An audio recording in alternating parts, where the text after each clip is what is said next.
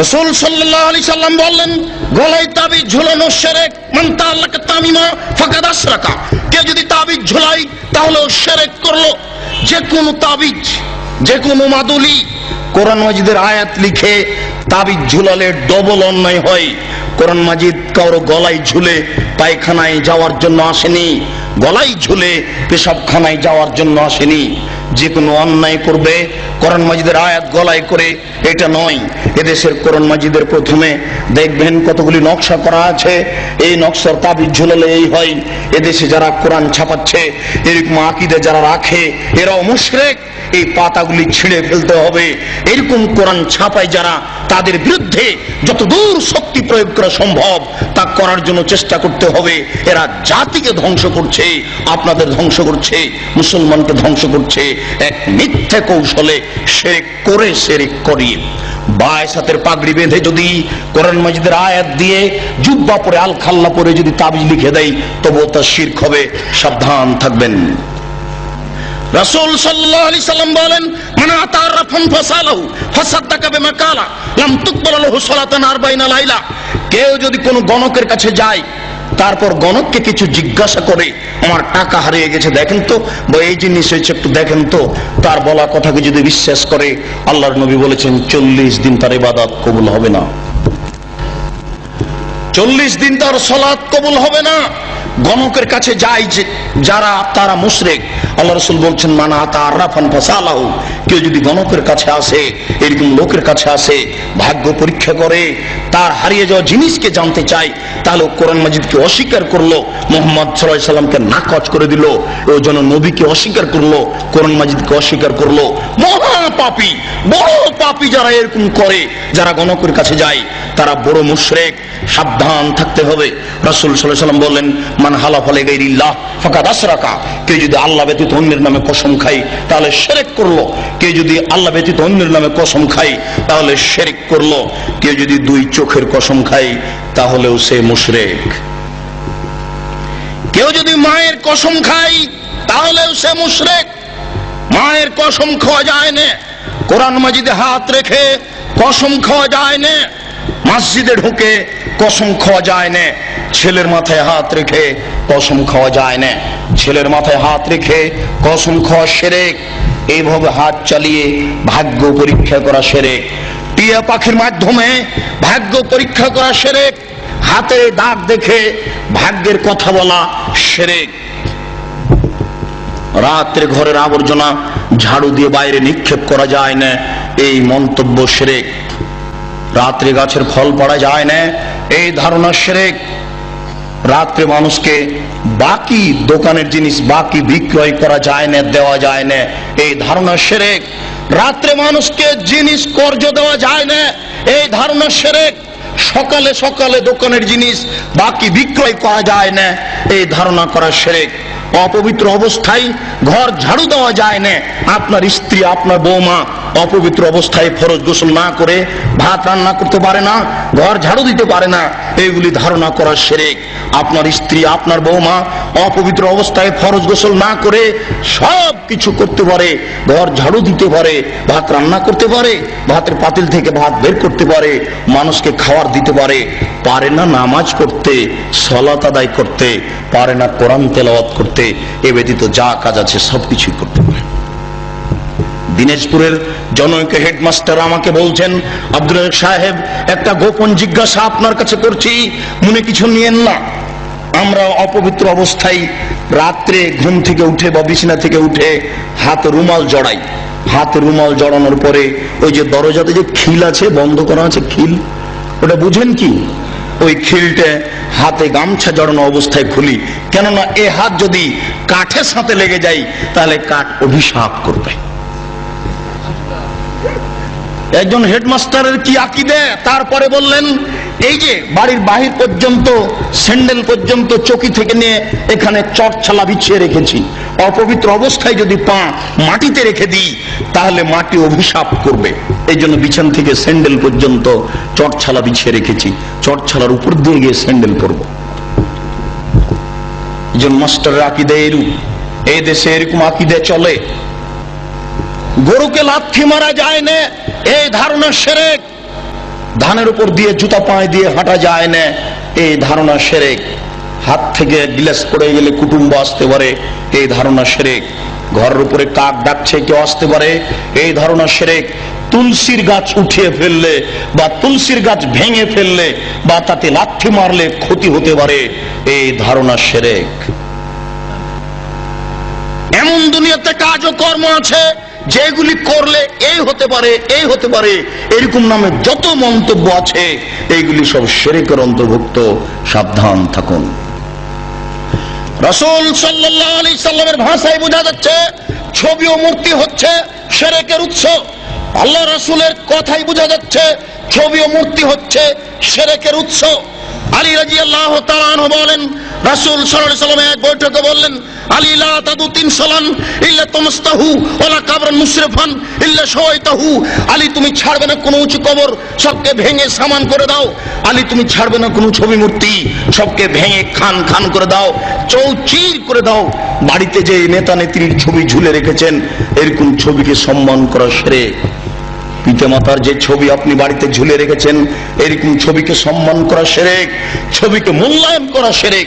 আপনার ছেলে মেয়ের পাসপোর্ট সাইজের ছবি রেখে, আপনার ছেলে মেয়ের লেখাপড়ার জন্য, পরীক্ষা দেওয়ার জন্য পাসপোর্ট সাইজের ছবি রেখে বাড়িতে যত ছবি আছে অ্যালবামের সমস্ত ছবির মুখের উপরে লাথি মেরে সবকে ছিঁড়ে চৌচির করে দিতে হবে, পানিতে আগুনে পুড়িয়ে দিতে হবে, পানিতে ফেলে দিতে হবে। একে মূল্যায়ন করা যাবে না। 1971 সাল থেকে নিয়ে আজ পর্যন্ত দেশের মাটিতে যত মূর্তি তৈরি করা হয়েছে, সমস্ত মূর্তিকে ভেঙে খান খান করে দিতে হবে, চৌচির করতে হবে।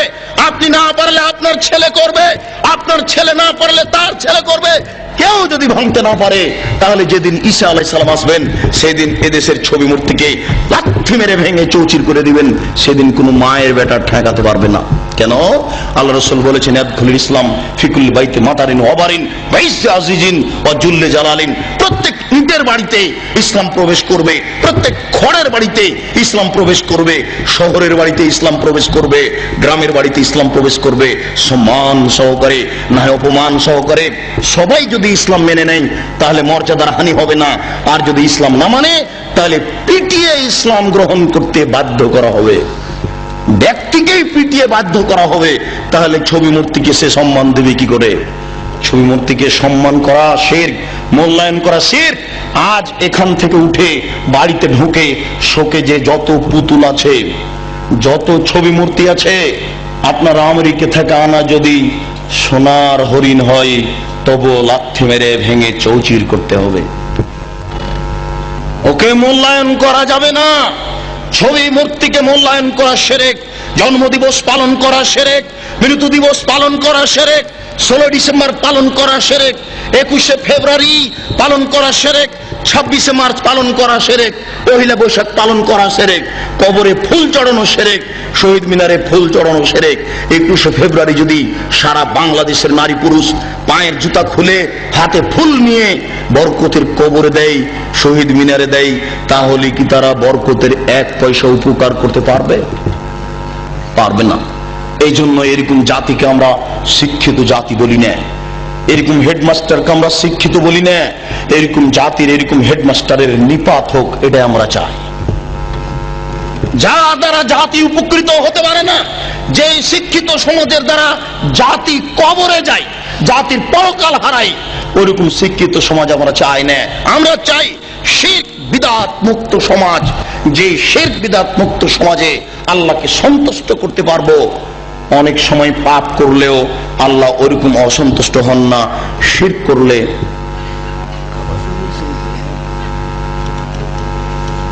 কাবা শরীফে যদি শিরক থাকে তবুও শিরক, কাবা শরীফে যদি ছবি থাকে তবুও শিরক। পৃথিবীর যেখানেই ছবি থাক না কেন অবশ্যই তার শিরক। যেখানেই থাক না কেন, কাবা শরীফে ছবি মূর্তি ছিল, অনেক মূর্তি ছিল সেখানে। হবল নামে একটা মূর্তি ছিল কাবা শরীফের ঘরের পাশে, হবল, সেটাই বেশি মূল্যায়ন কর। সেই হবল মূর্তির পাশে ছিল একটা পাতিল, সেই পাতিলে ছিল 3টা খড়ি, অর্ধ হাতক আর 1 হাতক 3টা খড়ি ছিল। একটা খড়ির গায়ে লেখা ছিল ইফাল, করো, আর একটা খড়ির গায়ে লেখা ছিল লা তাফাল, করো না, আর একটা খড়ির গায়ে লেখা ছিল মুহমাল, কিছুই না। তারা ছেলে মেয়ের বিবাহ দিলে বা কোনো সফর করতে চাইলে বা কোনো পদক্ষেপ কাজের গ্রহণ করতে চাইলে ওই পাতিলের ভিতরে হাত ঢুকিয়ে খড়ি বের করত। যদি ওই খড়ি বের হয়েছে যাতে লেখা আছে ইফাল করো, তার মানে হবল মূর্তি বলে দিল এ আল্লাহ নকল আল্লাহ নাউজুবিল্লাহ বলে দিল যে তোমরা কাজ করো, আল্লাহ বলে দিল করতে, এখন তারা করবে নাউজুবিল্লাহ। যদি ওই খড়ি বের হয় যাতে লেখা আছে লা তাফাল করো না, এখন ওদের নকল আল্লাহ বলে দিল যে এই কাজ করতে হবে না, মেয়ের বিবাহ দিতে হবে না, তাই তারা করবে না। তারা যুদ্ধের মাঠে জয়ী হলে বলতো উল হোবাল, উল হোবাল, এ হোবাল তুমি সম্মানী, তুমি জয়ী, তোমাকে আমরা মূল্যায়ন করি। মানুষ শিরক করত। মহান আল্লাহ বলেন যার হক এসেছে সত্য, ওয়াজাহাকাল বাতিল চলে গেছে মিথ্যা, ইন্নাল বাতিলা নিশ্চয় মিথ্যা, কানা যাহুকা চিরদিন মিথ্যা। এই বলে আল্লাহর নবী লাঠি হাতে করে কাবা ঘরে ঢুকে যত ছবি মূর্তি ছিল সবকে ভেঙে চৌচির করে লাথি মেরে বের করে দিয়েছেন। ওই ছবি মূর্তি আবার আপনি মুসলমানের বাচ্চা হয়ে ঘরে ঢুকিয়েছেন, ওই ছবি মূর্তি আবার আপনি শোকেজে সাজিয়েছেন। আপনার গোশতের মধ্যে ঢুকে আছে মূর্তি ভাঙা নীতি, আপনার রক্তের মধ্যে ঢুকে আছে মূর্তি ভাঙ্গা নীতি। আপনি মূর্তি ভাঙ্গা জাতি, আপনি মূর্তি ভাঙ্গা সম্প্রদায়, আপনি মূর্তির উপরে লাথি মারা সম্প্রদায়। আপনি মূর্তিকে মূল্যায়ন করেন কি করে? মূর্তিকে আপনি মূল্যায়ন করতে পারেন না। ইঁদুরের কাছে দাঁত চাওয়া যাবে না, নাকি চাইবেন? এলাকায় আছে দাঁত পড়ে গেলে ইন্দুরের গর্ত খুঁজে, যে বলে ইন্দুর মামা আম্মাই কইছে আমনে নাকি আমার বড় মামা, আমার মোটা দাঁত নিয়ে আপনার চিকন দাঁত দেন। মানুষের রুচি কত নিচের দিকে নামলে আশরাফুল মাখলুকাত হয়ে ইঁদুরের গর্তের কাছে যে দাঁত চায়। ও মিয়া দাঁত নেয় কে? দাঁত দেয় কে? এজন্য চাইবের পিছনে পুরান জুতা আছে না নাই? আমি তো বিভিন্ন জায়গায় রাতে রাতে ঘুরি, প্রায় দেখি লরি ট্রাক গুলোর নিচে, পুরাতন যে বাসগুলো আছে এগুলোর নিচে সিরা জুতা। কেন? বাসগুলো বলে হুজুর বদনজর থেকে বাঁচার জন্য, হুজুর মুখ লাগে, মুখ লাগে। তো কি হয়েছে? পুরান জুতা ঝুলাইলাম, যেটা মুখ লাগাইছে ওর গালে যায় আমার সিরা জুতা যায় পড়ছে। পড়ছে পড়ছে তা আপনি আপনার ট্রাক বাঁচানোর জন্য আপনি তাওয়াক্কুল করলেন সিরা জুতার উপর। আপনার ট্রাক বাঁচবে কেমনে? এটা তো রাস্তায় আপনি অ্যাক্সিডেন্ট করে মরবেন, এমনি তো আপনি মরবেন, ঠিক কি না? তাওয়াক্কুল হবে একজনের উপর, তিনি কে?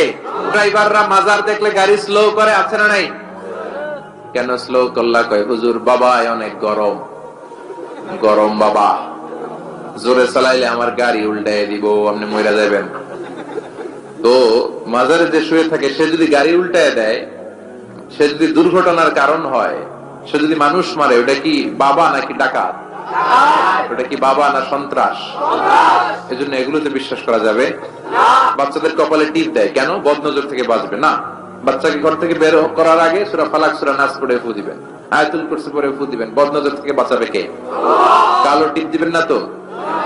অবাক করা কাণ্ড, আমি আমার বাসার একটা অনেক পুরাতন অ্যালবাম ঘাটতে ঘাটতে দেখি আমার 7-8 বছরের বা 6-7 বছরের একটা ছবি, আমার কপালের দিকে এরকম কালো টিপ দেওয়া। আম্মারে ধরলাম, ঘটনা কি কালো টিপ দিছো কেন? কয় তোর নানি কইছে। নানিরে ধরলাম, ও নানি তুমি এই কথা কইছো কেন? কয় তোর বড় আম্মা কইছে। বড় আম্মা মইরা গেছে, আর খুঁজা পাই না। বড় আম্মা বেঁচে নাই, আল্লাহ ওনাদের জান্নাত নসিব করুক। তো আগে এই যে নানি, বড় মা, দাদি এরা যা বলতো এটাই ছিল রেফারেন্স। এখন আমরা কোরআন থেকে শুনি, কোরআন থেকে মানি, ঠিক কিনা? তারপরে বলে পরীক্ষার দিন সকালে ডিম খাওয়া যাবে না। তার মানে একবার 100-এ কমন পড়ছে ওনাদের। সবার হাসি দেখে মনে হচ্ছে 100-এ 100 কমন। সদর দক্ষিণ এটা ঘরে ঘরে আছে না? ভুয়া কথা। আমি যতবার ডিম খেয়ে গেছি ততবারই ফার্স্ট পরীক্ষায়। ইচ্ছা মতো ডিম খেয়ে যাবা, পরীক্ষায় ফার্স্ট বানাই দিবে কে? এরপরে বলে খবরদার জট কলা খাবি না।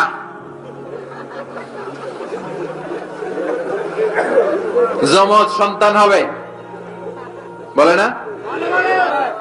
জট কলা ইচ্ছা মতো খাইবেন। যমজ সন্তান হলে তারা ভালো, 2বারের কাজ একবারে সারলো, ঠিক কিনা?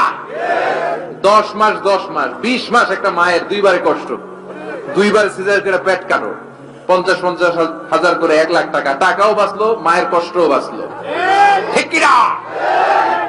এজন্য এখন থেকে জট কলা খুঁজে খুঁজে খাইতে হবে। রাজি আছো মুসলমান? এরপরে কয় হাত চুলকালে টাকা আসে, বলে কি বলে না?